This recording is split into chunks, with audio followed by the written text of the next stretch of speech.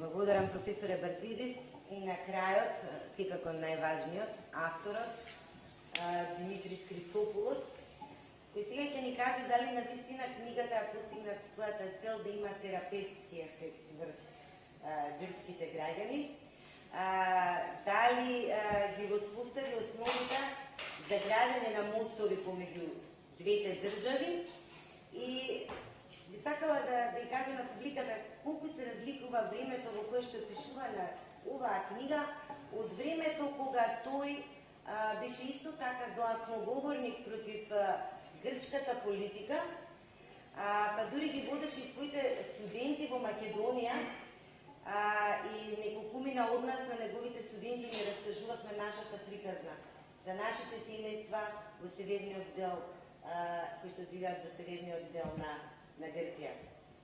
Колку е променето? Каква е сега состојбата и дали мислите дека конечно грчките граѓани ќе се соочат со реалност? Повелете.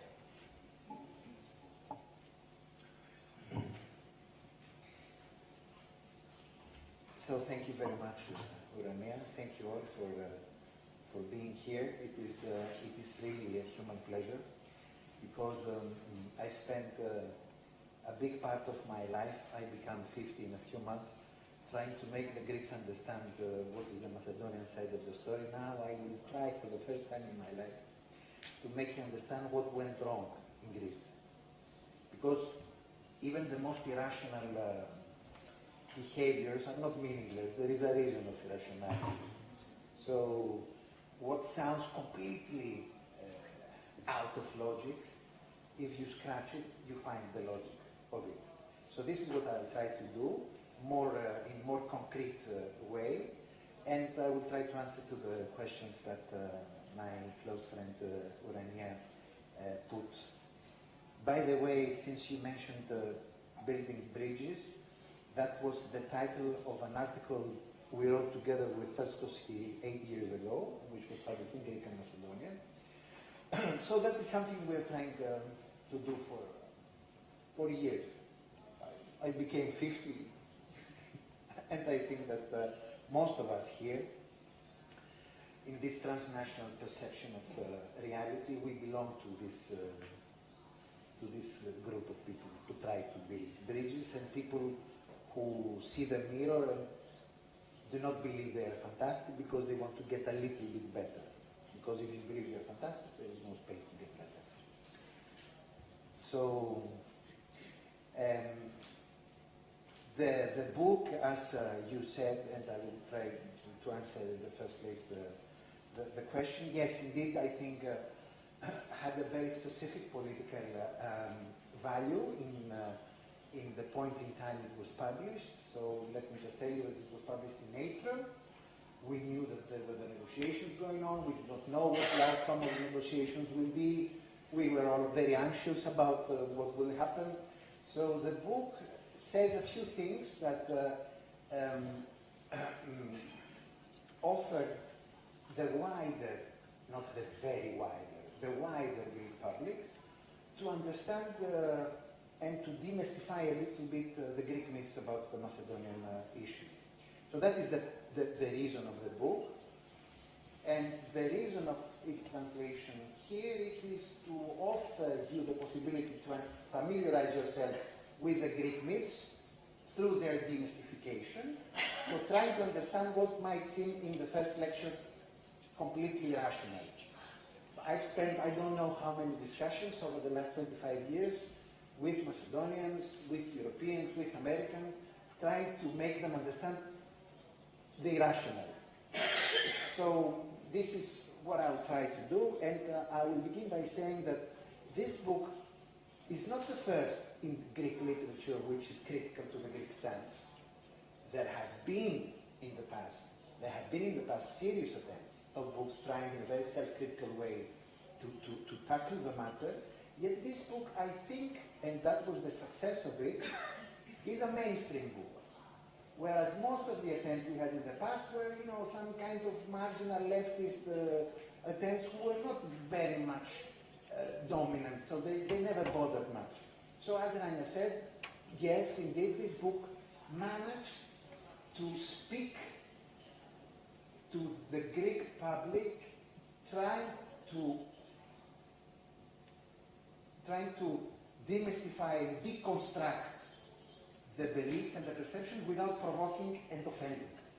So I think, if I might follow what you said, that is what we try to do. So this small book, it was like a tailor-made thing. We had to balance every word, try to think every time what every word will mean to different minds of people, and so on, so on, so on. So this was a little bit difficult, but that was a great test, and after this we are much better. Not fantastic, we are better. So, so what is the irrational? Why the irrational? What is the meaning? Because as I said, every rationality cannot be meaningless. There is a meaning behind it. So I make a catalog of 4 set of reasons, historical reasons, ideological reasons, political reasons, and ideological reasons, which led to the Greek behavior of this normative denial that Barzidis mentioned. So let's go back to history. The Greek state, and I think you know that, is an example of an extremely successful model of French Jacobin national model in the Balkans. Greece is a perfect post-Ottoman France, meaning that the nation, the Greek nation, is the only intermediary body between the individual and the state. Which nation? The Greek nation. Meaning that the only possibility every Greek citizen, every Greek subject had, and still has, to integrate itself in the wider political community of solidarity, which is called the Greek nation, goes through his or her assimilation to this nation. You cannot be a Greek otherwise. You don't have a chance to be a Greek. Your model here for us is unthinkable. Unthinkable. Okay? We are classic. Think everything is one. One language, one nation, one state, and plus we have another uniqueness. We add something else unique that the French do not have, which is religion. Okay? So, one, everything. And the problem of the Macedonian, the hardcore of the Macedonian issue is the following.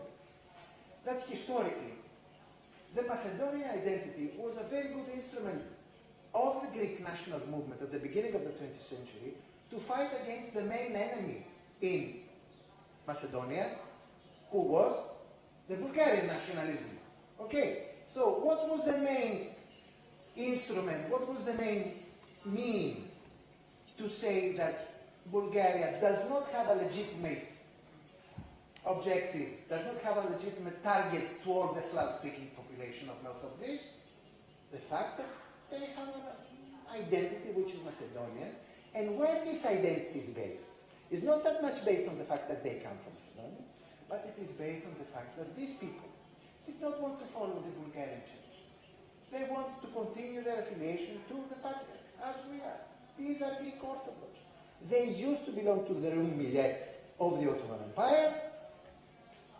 They speak now their language. Who cares about language? After all, sooner or later they will speak Greek, as everybody. Okay. And that is the reason why the Macedonians in Greece had to pay very, very high price of their assimilation, because that was the only way for them to be Greeks, to forget everything which was different for them. And at the end, the Greek state said to them, we know that we are violent with you. We know that you suffer. But we do it for your own benefit. Because only by suffering and by forgetting who you are, you will become like us. And you will not suffer anymore. And that is the perfect assimilationist model that, I have to tell you, worked for a big number of this population. And not only them, but every other minority in the country. So this is something we need to understand when we speak about Greece. The only minority which was not assimilated is the Muslim Turkish minority of Western Thrace. Why? Because we never believed that these people could ever be integrated in our political community. No Turk can become Greek, so they did not have to pay any price of being assimilated. They were just left alone there, and they are happy with their Turkish Muslim Sunni culture, and that's it. No assimilation, no integration. No assimilation, no integration. The only way to be integrated is to assimilate. So this is the historical basis. So, after having spent 3 generations of oppression, of forced assimilation, 1991 comes a country, Republic of Macedonia. We spent three generations to beat you. 3 generations that you forget who you are, to swipe out your identity. Now, Republic of Macedonia. That's not fair. And this is the normative base of the denial. Okay? This is the real historical basis of the Greek denial. Second, ideological reasons. The Greek national political community, the Greek nation, has, as I said before, a subjective voluntaristic element which says that you want to become Greek, I will make you a Greek and you will forget your language and everything which makes you different. So you will become one of us by being a part in this melting pot we have established here.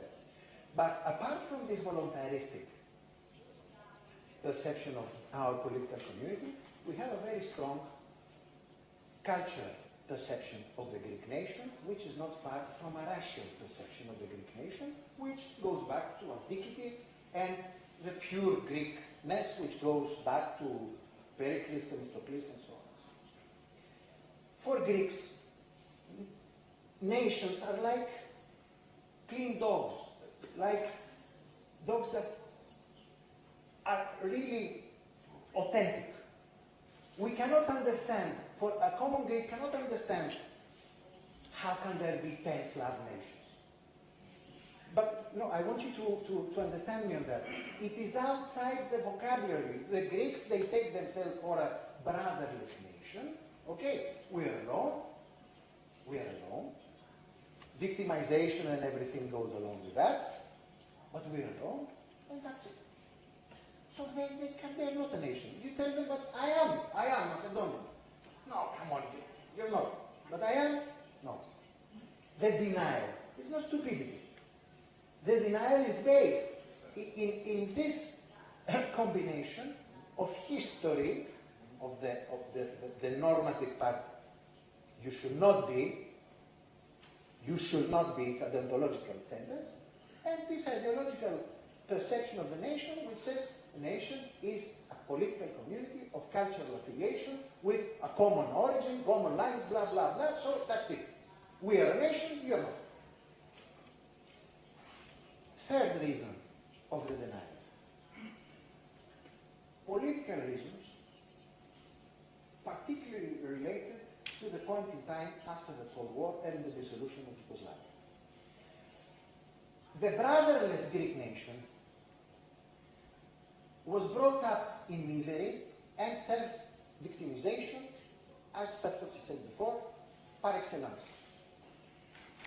This once poor political community, for the first time in its political history, felt rich and strong in the 90s. Why? Because it was doing well in terms of economic growth, plus it was the first time that Greek capitalism could be a metropolis for the region.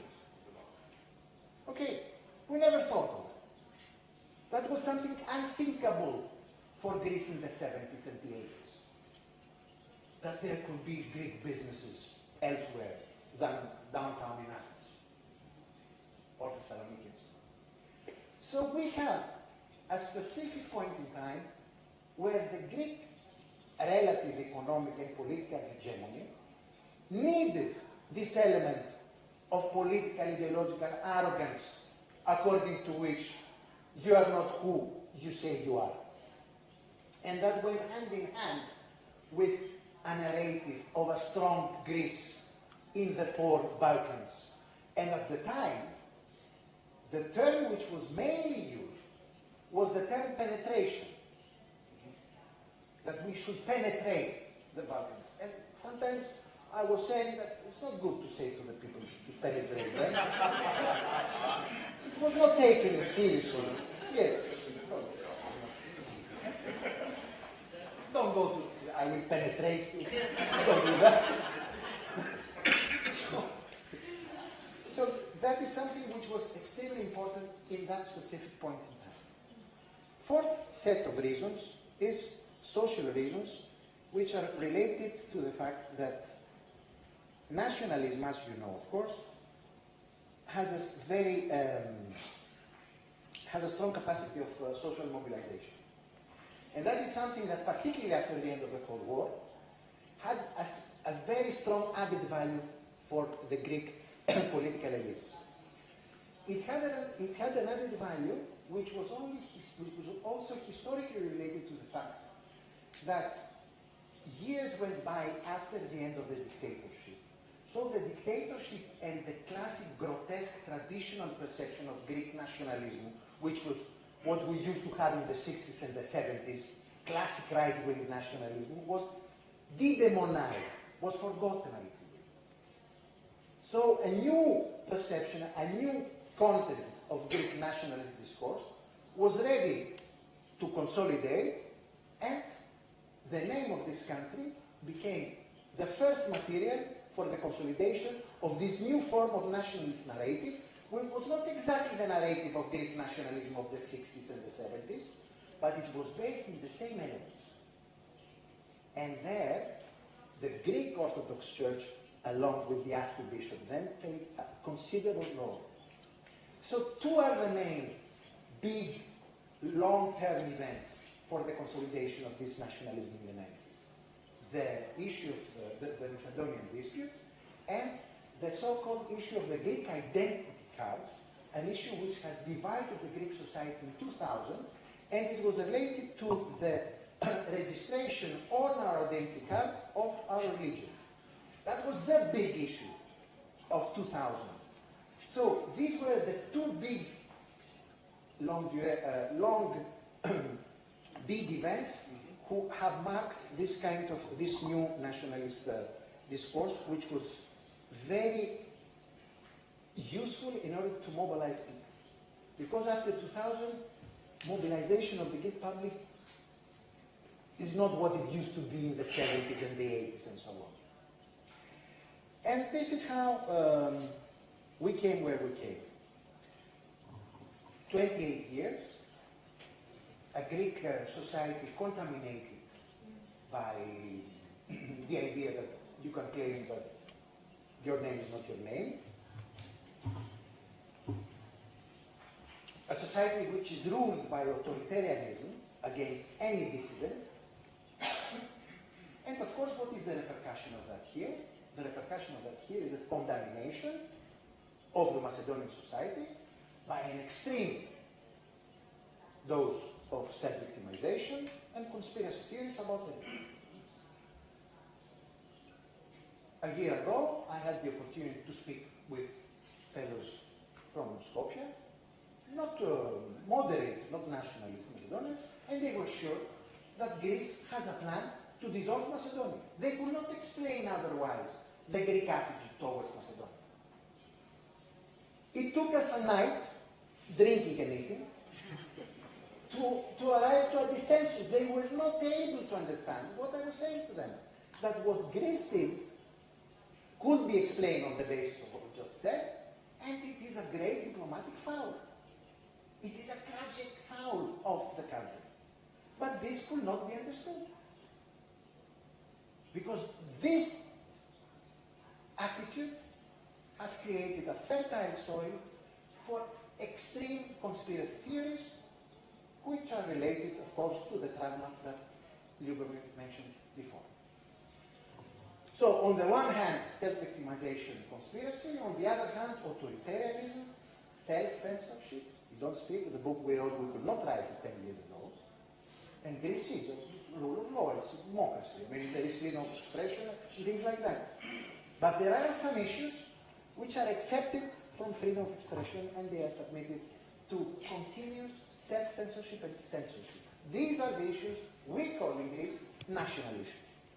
So if you hear the term national issue, ethnica θέματα, in Greek, it means that these are issues that you do not have a dissident voice. It is like blasphemy when it comes to theology. And one of these issues, along with Cyprus, with the Aegean, with Turkey, etc., is this one. So, you could never dare to say that maybe someone has the right to have his name. Because that was considered what it was considered, and the result is to spoil the society, to consolidate and deepen the intoxication of society along with histories of antiquity. And that was mutual, because as you know very well, it takes two to tango. So what fed here your antiquity stories? The other side. And that is how this situation became an hegemonic, collective, behavioral pattern in both societies. I think that the term national issue is exactly what makes a difference. So, for example, if you ask me now, what is the biggest national issue for your country, I would say, I think that the biggest national issue is what we're going to do with the public debt of Greece, which is 180%. But this is not considered a national issue. Everybody can say whatever they want. You have people in Greece saying we should bend the debt. Others who say we should pay the debt until 3,500. Everybody says whatever they want. We are a free country. We can say whatever we want. Don't say Macedonia. So, what I mean is that the level of the sentimental impact of this national issue is not related to the real political volume and impact of these issues. So, I finish by saying that today, for the first time after these 27, 28 years, we have reasons to be happy. Happy. When I watched the signing of the press agreement, I was calling friends and we were crying. Okay.